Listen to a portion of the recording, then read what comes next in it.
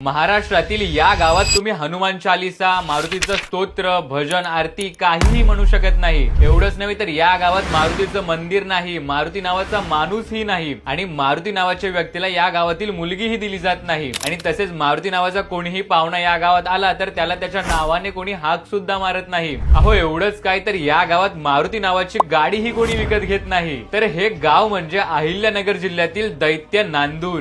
प्रत्येक कंपनीच्या गावामध्ये गाड्या आहेत, तर मारुती कंपनीची गाडी देवामुळे मी वापरत नाही, मारुतीचे नाव सुद्धा घेत नाही।